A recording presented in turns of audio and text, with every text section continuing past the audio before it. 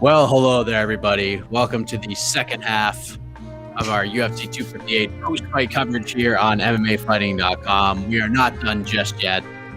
It is time for you to join us in reacting to UFC 258. Kamaru Usman, still the UFC welterweight champion. Spectacular performance. Just a fun night of fights. It delivered. Not a lot of hype going in, but it was a pretty damn fun pay-per-view. Pretty damn fun card from start to finish. Had some hiccups, some speed bumps along the way, but I think we all came through it better people. And thank you for joining us. I am Mike Heck. Alex Cayley, the Prince of Positivity, is here, back in our lives. Here he is. I'm here. Duval! Shout out to Duval. Shout out to Duval. And E. Casey Leydon, back here on the other side. We just heard from Alexa Grasso and Dana White and Kamaru Usman, even Gilbert Burns, even Bruce Buffer on the post-fight press conference stream. So hope you guys enjoyed that. It went for a while, but now we're here. And listen, we don't have much prepared. You guys, this is your show, okay? This is your post-fight show. Whatever you want to talk about for the next 30 or so minutes, we're going to get to all of that. But before we do, we'll have these questions come in. We got Casey's reaction to the main event. We got my reaction to the main event. We haven't gotten AK's reaction to the main event on these streams yet. Kamaru Usman, AK, overcame a little adversity. Gilbert Burns dropped him early in the fight, hurt him, had him in some big trouble. But he stayed composed, calm, cool, and collected, and then he just took over the fight as soon as the second round began. What did you think of the Nigerian Nightmares title defense tonight?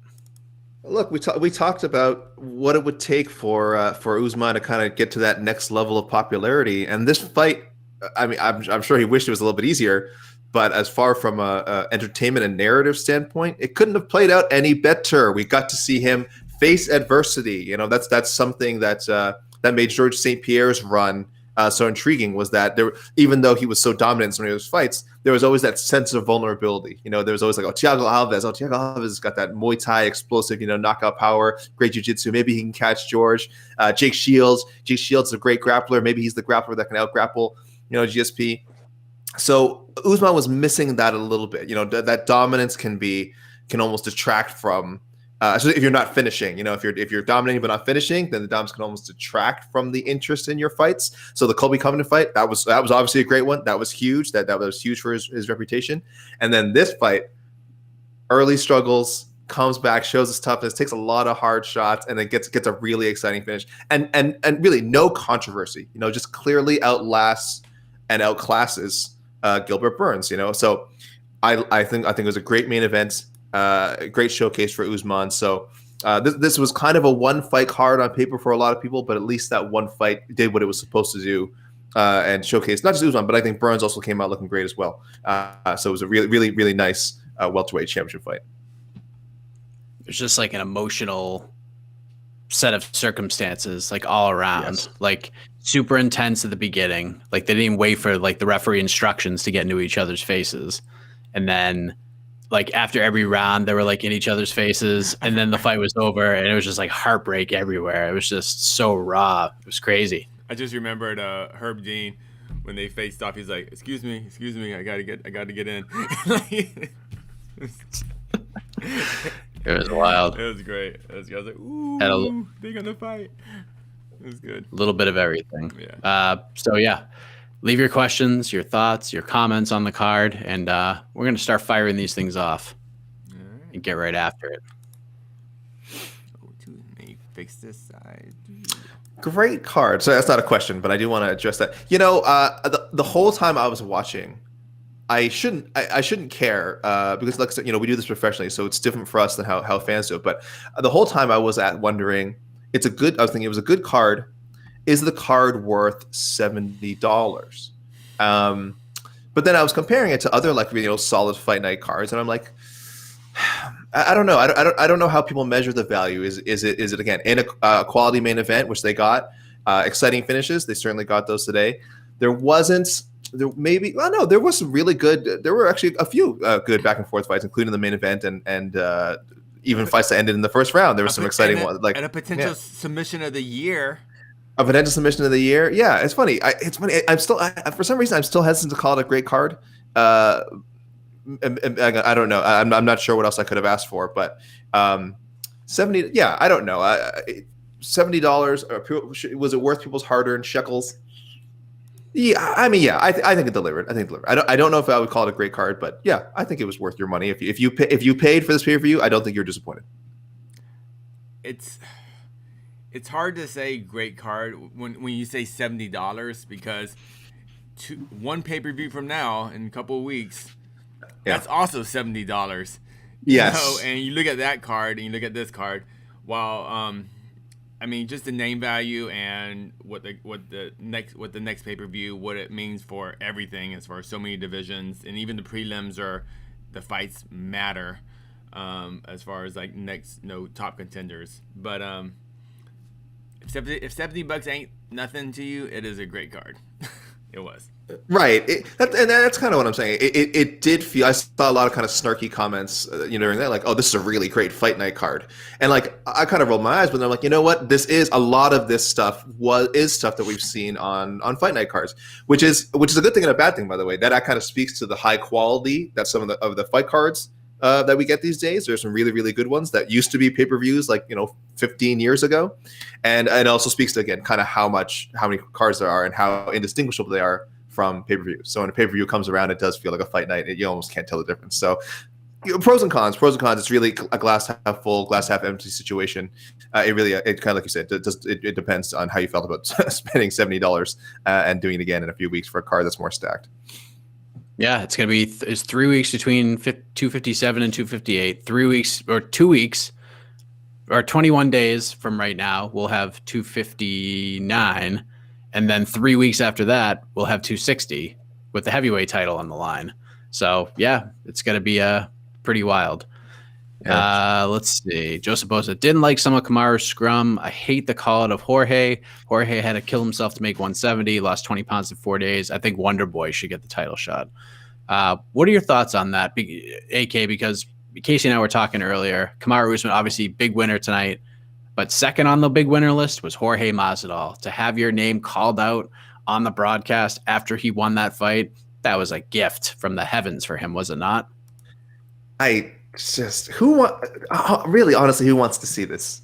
Guys, shout out in the comments if I'm crazy here and you guys are really dying to see a proper Masvidal Usman rematch. If that first fight left a lot of unanswered questions. Look, Usman framed it himself. There are some fair points. Masvidal did have to take the fight on short notice. Obviously, he wasn't as well prepared as he would have been, and I do think a fight between them, if they fought again, it would play out differently. I don't think it's unfair to say that Masvidal's performance would be better, be a little bit better getting off the cage, dealing with the grappling, creating some more scramble situations, stuff like that. It would be different, but so different that I need to see it again. Like next, no, maybe somewhere down the road. We're at this point where I think we've talked about the welterweight division a lot as being a little bit stuck, where guys just don't want to take fights because they don't want to lose their positions. But at some point, someone has to fight their way back to the front of the line. I think Masvidal is one of those people. I don't think he's such a box office draw that he can just hold out for another shot at Usman or even be one fight away. I think it depends who he fights, I guess, but he's maybe 1 or 2 fights away. So I don't know. Yeah, I agree with Joseph Boza that I don't know if Usman did the right thing, but at the same time, there's not that many names at 170 pounds immediately jumping to my mind that need to get a shot. Yeah. So he didn't do the best thing, but there wasn't really a better option either. Yeah, I'm amazed. I'll say this. This is a bit of a spoiler because the reason I'm kind of dancing around this case is because it's a bit of a spoiler for I think a column I may end up writing in the next couple of days. But he should have just jumped on the Khabib bandwagon and done that call out. He should have said something like, look, I know Dana and him are still talking. I know he hasn't said he wants to come back, but if he's looking for that something special or that something spectacular, I gave him that something spectacular tonight. So maybe Khabib comes back for me and gives me that chance to be the 1 and 29-1. Something like, you know what I mean? Like, again, it's an unrealistic call out, but for me, it would make just as much. It's a more exciting call out than calling for Masvidal, which I think it was a bit strange. I think Usman would get crap too. It's like, oh, what, you called out a retired 55er? Oh, it's like I think there's a lot of lose, and I don't know. I don't think there's a perfect call out, to be honest. And this is the UFC's fault for not because we talked about how the welterweight division has been so kind of stuck, I guess. and we got some movement finally at the top, but still right underneath, it's still the same. We still, and the whole tough thing, like, oh god, what do you think about that, huh? AK, Look, I've said it already. I hate taking fighters like contenders and putting them as coaches on the show and putting them on the shelf for like 9 months as they got to film the show. They have to wait for the show to air. I love the Ultimate Fighter, but anyone who's campaigning for like, oh, I really want to see Usman and Masvidal. I really want to see two guys who should be active. Clearly, these people have not watched the show in like 10 seasons because it. Honestly, no, and I get it. These guys are great personalities. You might get something better out of it, but the upside is just not that high. The ratings might be probably a bit better than average than the last few seasons. You know, there'd be that buzz of like, oh, the Ultimate Fighter's back. Absence makes the heart grow fonder. So you add that plus some stars. Obviously, look, the ratings would be better than they've been, but at the same time, it's like it takes up so much of these guys' time. I just wish they would call in like coaches who are better at TV, bring in Chael Sonnen, bring in a Matt Serra, stuff like that. I get it. You don't get as much casual interest, but the show would be better. And again, the ratings at some point are just going to like fall back down anyway. I know that's kind of cynical thing to say, but so no, I don't like it. I hate the idea of tying these guys up with the Ultimate Fighter. All right, let me respond to this whole thing. One, from Please. what I understand, the plan is to film the Ultimate Fighter in March. That's like the hope. They were supposed to do it in January. Things got pushed back, obviously, because of the pandemic. So I don't mind it. I also don't mind the call out. I actually think it's a pretty brilliant call out for a lot of the reasons you guys mentioned. It forces these guys, like the Covingtons, like these other guys who aren't jumping on these opportunities to take fights. It forces them to have to do that now. Like, if you're going to get a shot at the belt, like, now you're forced to. Like, you can't wait for a title shot. Usman just said, you know what? I'm going to make the most money I can with this opportunity with unanswered questions. I'm going to make the job easier. And now these guys can just fight it out and earn that next shot. No one's done that right now. There are options, but no one's done that. So if I'm Usman, and he's probably going to be he should be a pretty sizable favorite in that fight.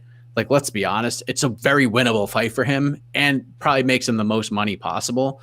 And he seems pretty tapped into things. Like the Khabib call out would have been cool, but I think he understands like it would be kind of a groaning thing and leave Khabib alone. I think he knows what's going on. And then if he called out GSP, still kind of the same thing. Like he sees, like when you ask him about it, he's got an answer, but he's not going to sit there and be like, hey, GSP, you took everything I worked for, MFer. I'm the man. I'm the best welterweight in the world.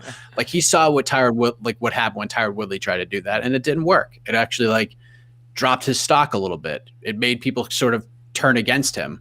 And I think Usman's playing the smart. I actually thought it was the right call out. Meritocracy rise, maybe not, but at least it gets the division moving forward. That's the biggest problem right now. There's just no movement. The welterweight division has lost so much value since Usman beat Masvidal in July because no one's fighting. I forgot that the first Usman Masvidal fight it was a pretty successful pay-per-view. Very I believe I'm just looking here. Reported 1.3 million. Yeah. It was a stacked card. It was a stacked card. Volkanovski Holloway was also on there. Piotr Jan Aldo, Rose, and Jessica Andrade. Paige VanZant was on there. So it was a loaded card. But I yes, obviously the Masvidal interest drew a lot of that. I don't know, but now that people have seen it, I bet it would do less than 1.3. Maybe probably still crack a million. Probably still crack a million, which I guess makes it worth doing, especially if you're Usman and you're banking on getting those pay-per-view points. But man, I just don't like it. But you're right. Can I think of someone who would also like right now who he could fight that would draw at welterweight that would draw a million? Nate Diaz, maybe. Obviously a Conor McGregor, but I mean that doesn't count. So yeah. If you want to look at it from that way, I think what's also not talking about, I think it's very important. I think Usman needs to face Masvidal again and finish him and beat him decisively, and that will be the way people put respect in his name. Because right now he still is like, snooze man. You fought that one boring fight one time, remember? Oh, I ignore the really exciting fights, but remember that one time you fought the boring fight? Snooze man, get it? It kind of sounds like Usman, but snooze, and snooze means sleeping, you know? It's funny. No, I get it. Yeah, so in case you didn't get it, snooze man, and it rhymes, kind of, it's like a thing. It's good. So That's good. I really think, and because watching Kamaru speak, like, he's one of those guys, like, and I think Dana likes this. Dana doesn't like how many pay-per-views he sells, but I think Dana likes this in fighters. he definitely fights with a chip on his shoulder. Like you could tell, like I don't care about stats. I don't care about if I beat GSP, but what I do care about is all these. I'm not in the pound for pound list. I'm not number one, or I'm not. People are still doubting, even though people aren't doubting him. He feels like they're doubting him, and I still think that the Masvidal fight really bothers him because he really wanted to put a serious hurting on him, and that's why I do like that fight. Although it doesn't make sense, I get it, but yeah, whatever. The foot stomps, though. Fighter of the year. Fighter of the year. Fighter, my 2020 fighter of the year. Is who's the 2021 fighter of the year right now? I mean, clearly he's the front runner, and I don't see anyone passing him. Dustin Poirier. Right, Dustin Poirier. I really can't wait to see what the reported buy rate for tonight's card is. Any estimates? Any estimates? What do you guys think? Okay, under 500,000. Unfortunately, under 500. I'd be shocked if it hits 500,000. Way under. That's what I'm saying. You just said 1.7 million. And 1.3 million. 1.3 million. Sorry, 1.3 million. Yeah.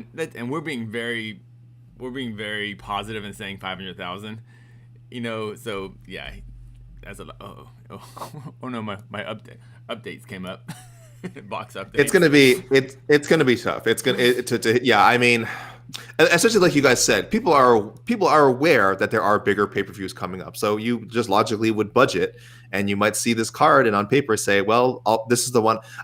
This is the one I'm going to skip. Maybe if you even thought that Usman was gonna win another round decision, you just kind of okay, well, I'm going to skip this one. So I think maybe 250-ish range, 250,000, 250,000. Yeah. I mean, with the FBI out there after all the streamers and illegal streamers, this is true. Yeah, definitely. Yeah. I got Joseph Boza. Joseph Boza saying 500, 600 at most. MMA, our good friend MMA Vogers saying 750K. If this hits 750K, Usman is a star. If this somehow hits 750K, let me tell you something. There's no more talk as Usman a star. Usman is definitely a star if it hits 750K. That's like John Jones, BJ Penn, Anderson Silva after the Chael Sonnen fight range. Yeah, I don't know if you're making that. John Jones versus Daniel Cormier 2 with all that heat did not sell 1 million pay-per-views. It was like 900,000. Yeah. So 750 for this card. Good Lord, that'd be impressive. A lot of Alexa Grasso fans out there. It's just the timing of it. That's all. Like I get it. Yeah. It's not that it was a bad card. It's sandwiched in between two mega cards. Yeah. It's true. Who in the top 10 makes sense for Alexa Grasso? We're doing our show. We're doing our show now. Come on. Oh well, the people. I'm giving Casey this one. Oh, okay. By the way, and let me just say there you go.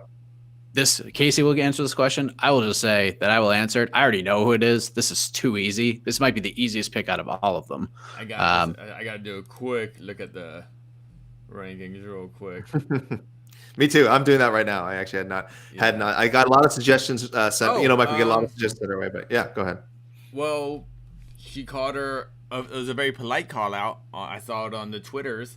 Caitlin Chikagian called out Grasso, and suggested, "Why don't we knuckle up?"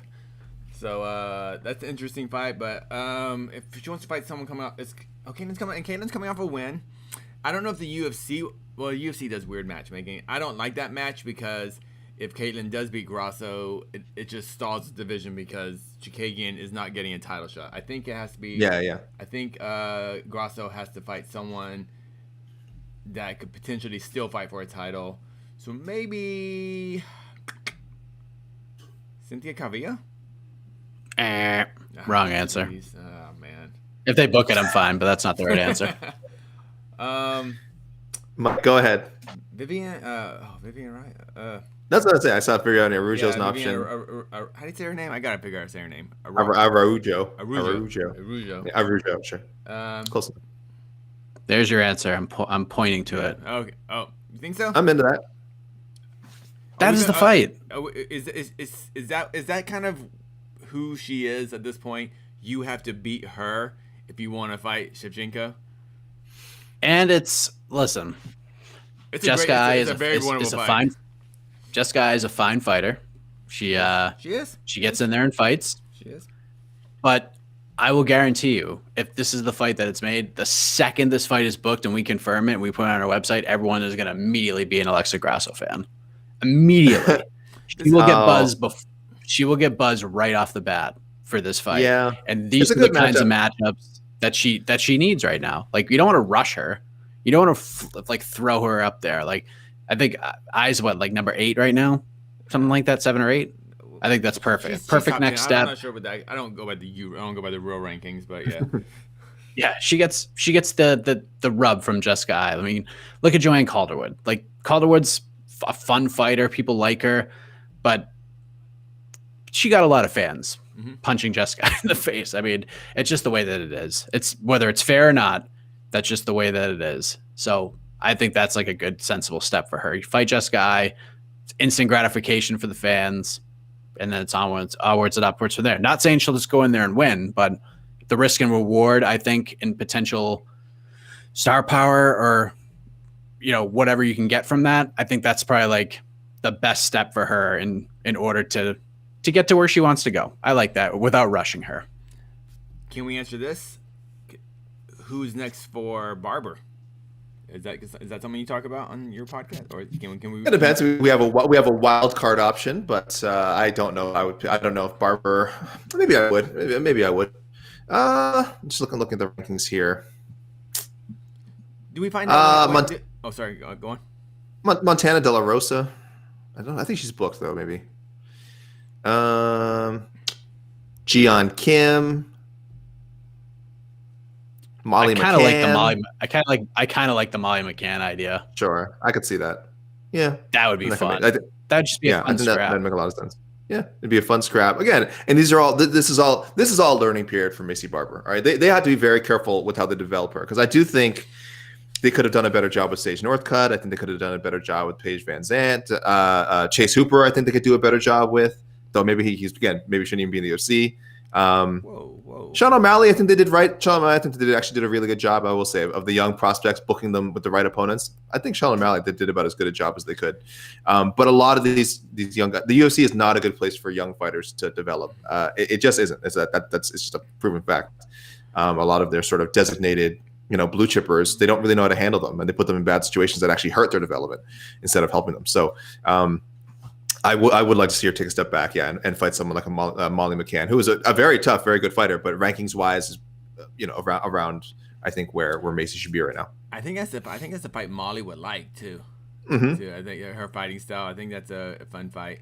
But now that Barber, I think we can kind of shelve the whole. Is she going to be the youngest UFC champ ever? I think we're now past that. That was a nice little fun thing to talk about for a while. But but do you even start Barber, Maycee, like her coaches in the UFC? Do you even go even farther back and just like almost start her like it's their first fight in the UFC, and like just whoever the UFC matchmakers think is the worst flyweight, book her against her, or do we like how much do you think the UFC and Dana are in the Maycee Barber business? Or bring in a contender series person or something, or bring in maybe someone from Invicta who's not a standout from Invicta, but someone who has that kind of experience, right? They don't believe in tune-up fights in the UFC though. They really do not like tune-up fights at all, and sometimes that strategy pays off, sometimes it doesn't. But in a case of this kind of young prospect, I agree. There should be fighters that they should keep around, just for kind of like to really help some of their chosen ones kind of bounce back. But I think actually. It's a really good idea, but I don't see that happening. I think they are going to give her another tough test. I think she's going to get Andrea Lee. Barber? Wow, that's tough. That'd be Barber coming off two losses, tough. Going against someone coming off 3 losses, even though Andrea Lee it just the Lauren Murphy fight. I actually like that fight. Man, I just really feel very bad for whoever loses that fight, because that is just a massive losing streak in the UFC. So, all right. I don't know. I just don't know if they tune her up. Jocelyn Edwards. All right, Jocelyn Edwards. Go back down to 125. Yeah, maybe. Yeah, I'm not sure.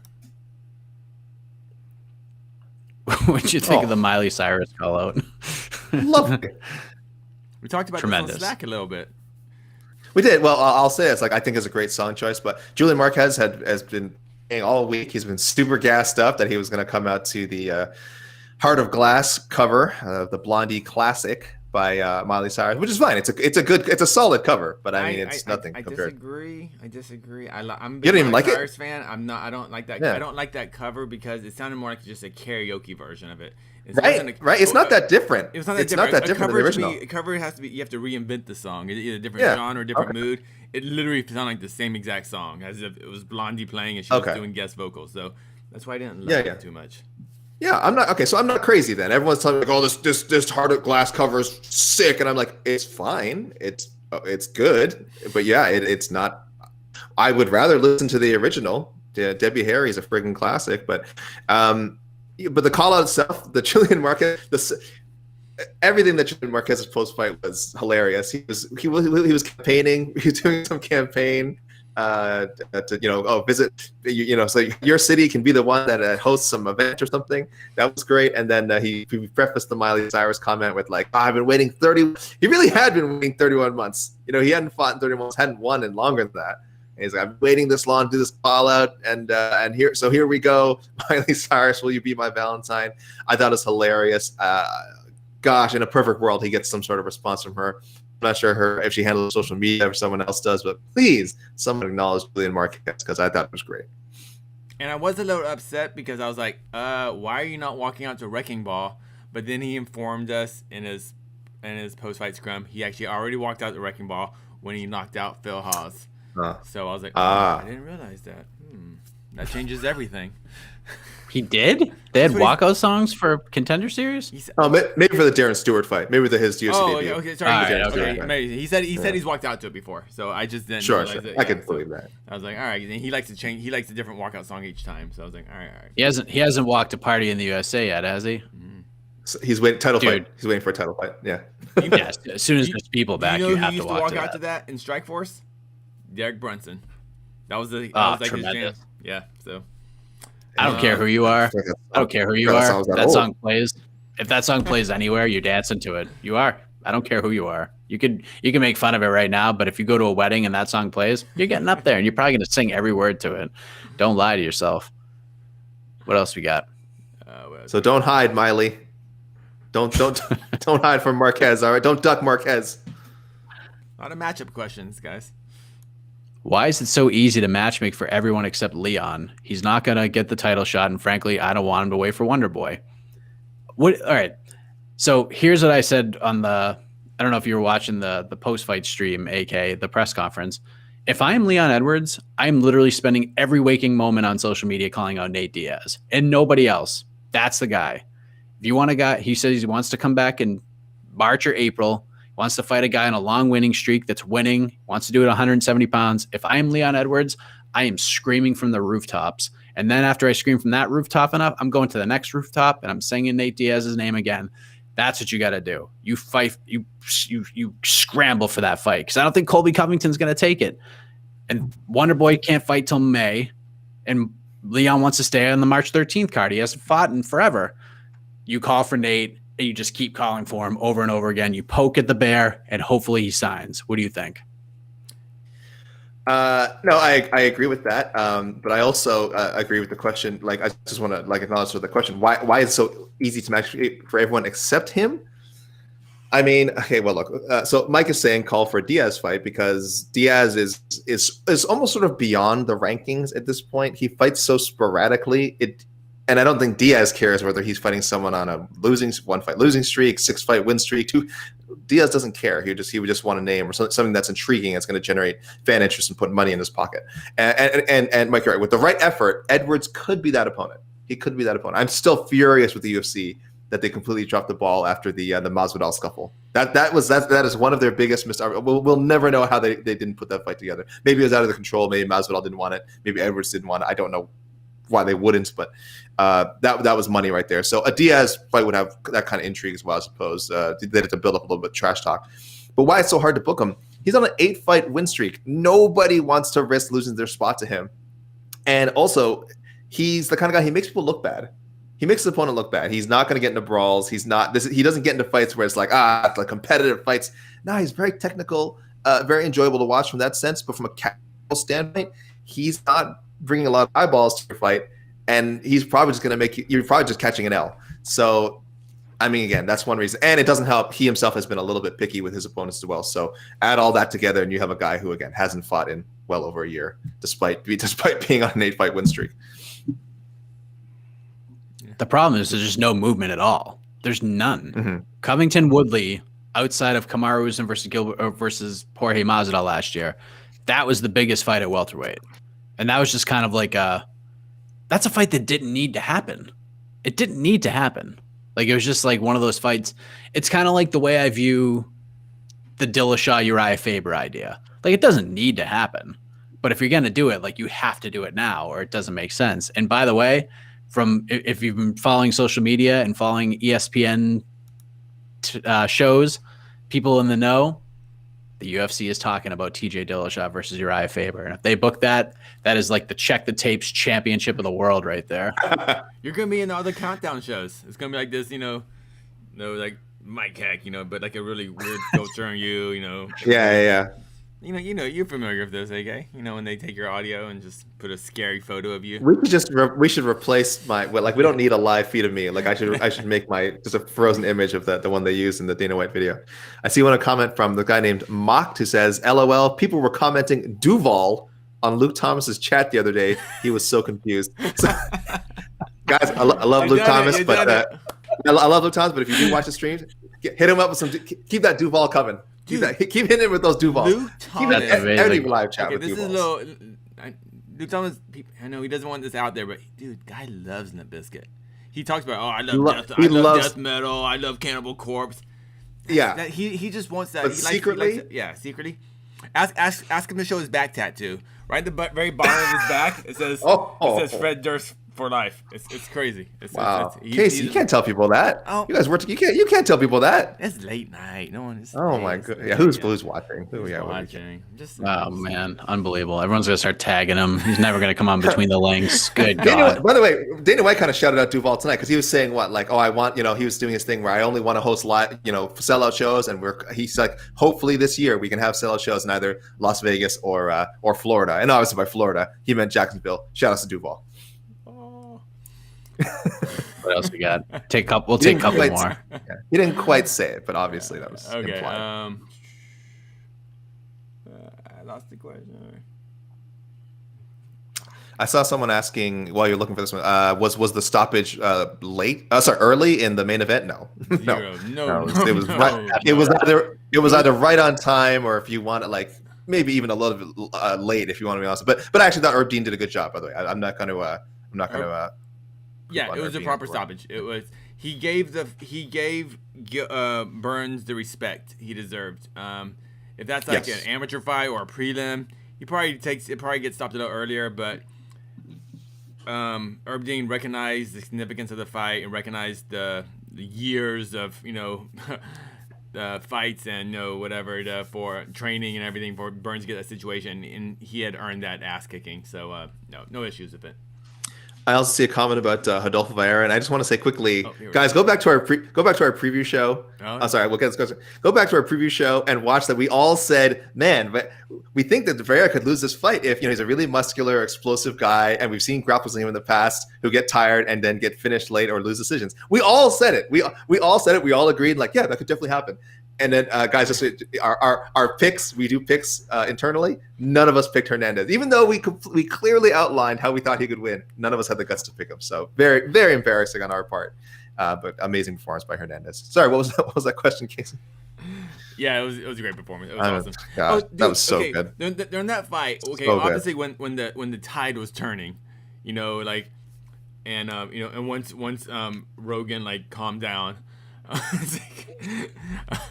I was just screaming head kick. I was like, get the 50K knockout. And then he would have. Why is he going to the ground with him? Why is he going on the ground? But obviously, Mr. Fluffy Hernandez felt something in there, saw something in there that we did not see, and he was like, no, I am going to submit this man. Because anyone get knocked. multiple time Abu Dhabi Combat Club world champion who's been tapping out people in like 90 seconds in MMA, getting submitted in the second round by Fluffy And Hernandez. it felt like he was about to get a 90-second submission victory again. Yes! Like, I thought it was over. it was over. I was like, all right, cool. I'm gonna Amazing. just go on, and then I'll have to look over. I'm like, what? Fight's still going? Amazing. Great fight. That was Fluffy landed that.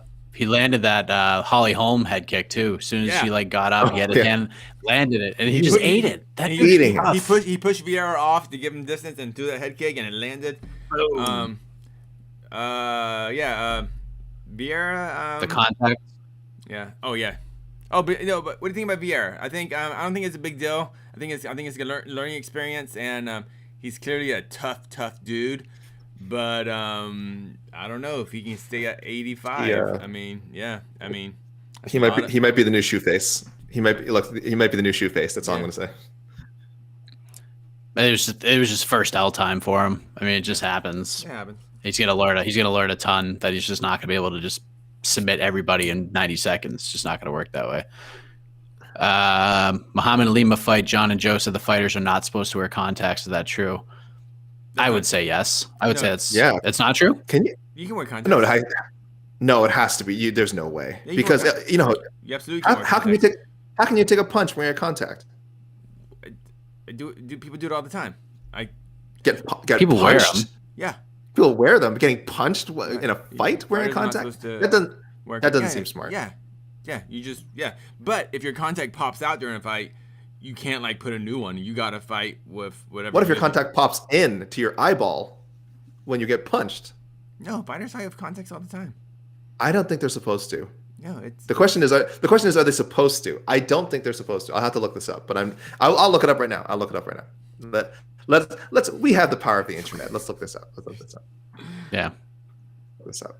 Doesn't you guys seem can like the best speculate idea. As you want, but I really don't think you're allowed to. That would mean that fighters, a lot of fighters fight with contacts. I know this, but oh no, I have unreliable sources verifying this. This is from. Oh, I shouldn't even. I'm not even gonna name the website because I don't even know if it's. I think they said it depends on this person. This is a blog post. Says depends on the commission. And I think they said most commissions do allow this. So there's a lot of. I should credit this person. Sorry, this is MMA for the workingman.com has a wrote so you can guys look if you Google MMA contact lessons, this is one of the first things that'll come up. It's a very thorough. I won't bore you guys by reading it now, but it's a very thorough look apparently. And I just skimming it, it does appear to say it does depend on commissions. Most commissions do allow this. So Casey is not a liar. Right. Not about this particular topic. No, don't paint me with broad strokes. I'm against it. Not in my fight league. No. I mean, I'll allow groin kicks and eye gouges, but not putting little shards of glass. No. Well, that would mean anyone without 20/20 vision, essentially, can't fight, or they. You blur. You just see the blur. The Roxanne Modafferi when she's like, I think that's my opponent across the cage. I was like, I'll find out soon enough. This is true. That's my favorite part of our Roxy fights, though. As soon as she starts, she's like, "Who is that?" Yeah. Fair enough. She just comes flying at people. Clearly, I'm not a contact lens where I've never worn a contact, so you can tell that I have no grasp for how inconvenient they are. All right. Do more questions. A lot of. Let's find like the best one. Oh, this is okay. This is the best one. It's A1. Hold on, I got it. I sound like Perry complimenting Bilal. So I don't know. Maybe it's a possibility, but no. Bilal needs a top 15 opponent. Hashtag. Sorry. No. Okay, what was this Bilal about? I did not see the post-fight interview with Usman. Mm-hmm. But is this something I heard? Was crying? Is that was he that crying? Happened?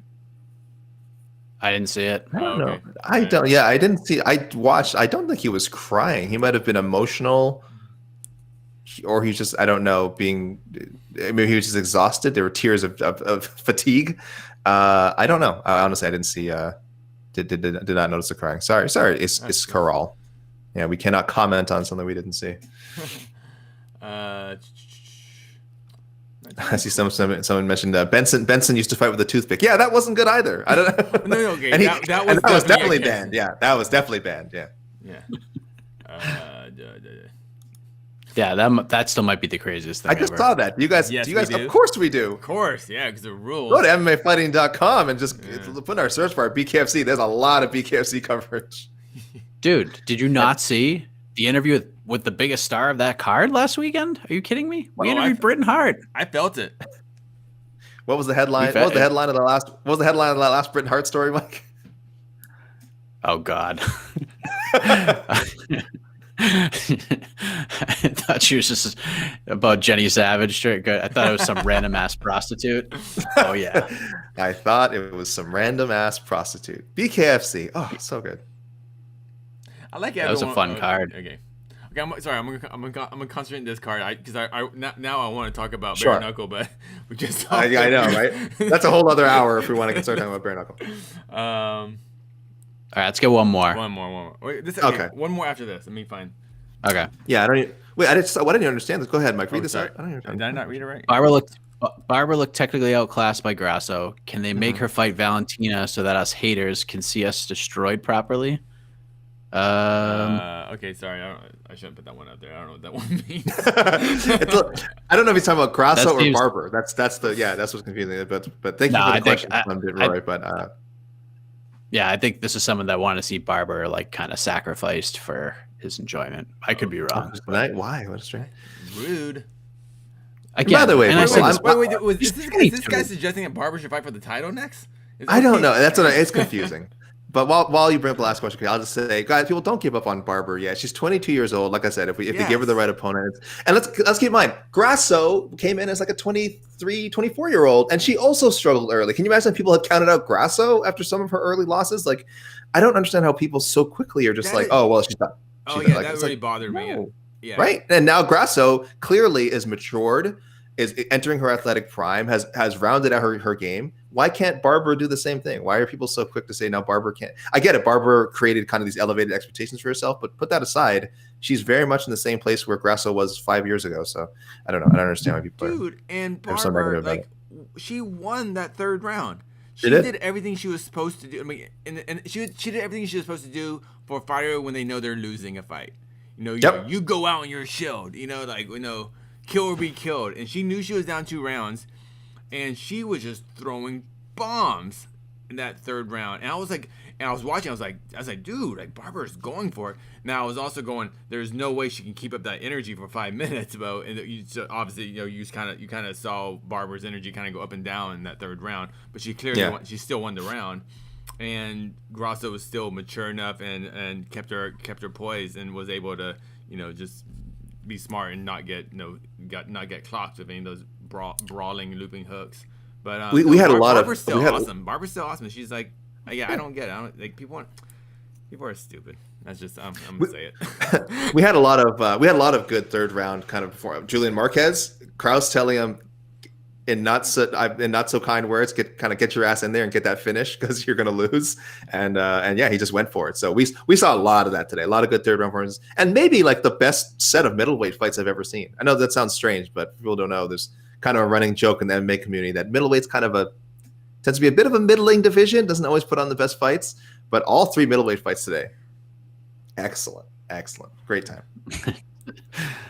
Good stuff. But just kind of wrapping on the Barber thing, like I picked Alexa Grasso in this fight because of the experiences she had in fights like this in the past. So like 2 years from now, when Barber's fighting like an up and coming contender and she's kind of rolling a little bit, we're going to look back on that fight as a reason why we picked Maycee Barber to beat the next prospect. Sometimes you need fights like that.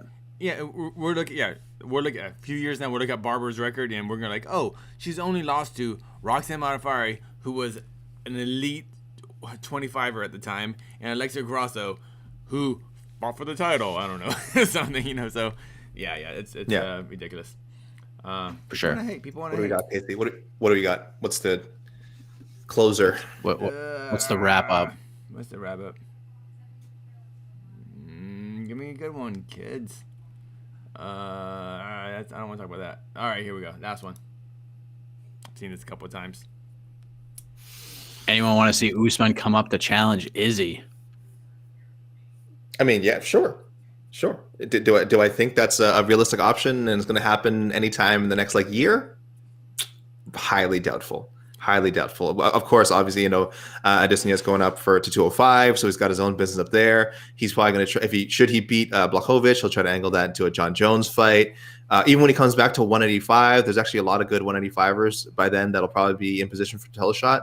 And he said he wants to build a legacy at 185. He would. I mean, he would not say no, but it's just there's a lot of other dominoes that need to fall right now. So, yeah, I want to see it. Don't within the next year. I can't imagine it coming around. I'd love to see it. There's just too much going on right now. Like we said, welterweight just needs to move. Yeah, just need a lot of movement. There's unanswered questions, and I think for this to even be a realistic thing, Blachowicz has to win on March 6th. If Izzy wins, I don't think we're going to see it. Yeah, definitely. Yeah. Also, regardless of the Izzy going, just say if Izzy was just normal, just a champ, just Izzy, just Usman, even whoever the 85 title holder happens to be. I just think Usman he won't do that jump until it is basically official that Usman is the greatest welterweight in the UFC history or even MMA history. And until that happens, there's no reason for him to go up. And right now, right now, Usman's in the discussion. Now, we're saying GSP's name in the same breath as Usman now. And pretty soon, if Usman gets a couple more solid big wins, who knows? Maybe we'll be like, oh man, GSP was, he was great, but then Usman came and that he kind of changed the game. So I don't know. That jab you showed off in that fight today, I'll tell you, it reminded me a little bit of us GSP Koscheck too. Kind of that quantum leap in striking that these champions are somehow able to make even this far into their careers. There were shades of GSP, a lot of GSP talk, and you know what? It doesn't sound crazy. I got shades of Khabib in the sense that Khabib kind of, when he came into the UFC originally, he was this grappling monster. He would dominate you on the ground, but you would lose a solid. He would win 30-26 every time, pretty much. But then he started finishing guys and finishing him quick and finishing him bad. And maybe Usman's kind of getting to that point too, where he had all these solid decision victories, dominant decision victories. But now he is, who knows, if he can really turn that other corner. I don't know what you want to say, but where he's actually finishing A-level welterweights. Man, I think that's what he's gonna need for people to go past those GSP comparisons.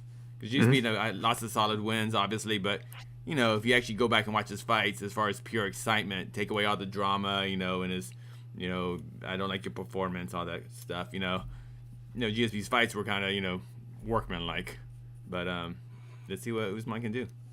Yeah, but Javon, thank you. Yeah. Usman is a freak. That guy is a freak. If you haven't listened to it or watched it, when he was on the Joe Rogan Experience and he talked about all the issues he has with his knees and his back and all this stuff, he said there's most times in his life where he can't even walk up up or down the stairs frontwards. He has to do it backwards because his knees are that banged up. It's crazy to hear him tell the story. You're just oh my God, how do you even fight when your knees are like this? He's got to walk, he can only walk forwards. He's walking on his lawn. Every other time, when he's on hard surfaces, he has to walk backwards to keep his knees in check. It's crazy. Go back and watch that interview. It's nuts. It's absolutely nuts. Did I ever tell you I knew Kamaru before he actually fought MMA, right when he was thinking about transitioning to the pro wrestling, when he was an MMA training partner, but more for the wrestling. When he lived in Southern California, and he used to train down at Rain at Mark Munoz's gym with Mayhem Miller and Pat Cummins, and actually when DC used to train down here for a little bit, and I got introduced to him, and he was oh, and Esther took photos of him right when he was maybe 0-1 or not 0-1, but right when he just had right before he's about to start his pro career. So I haven't talked to Kamaru in a couple of years, because it's just I haven't seen him, but man, it was crazy because I was oh cool, you're gonna fight, neat, you look pretty athletic. Yeah. That was, and man, who knew? So in a way, you're responsible for everything that's happened to him since. I didn't say that, but yeah, that's what it sounds like.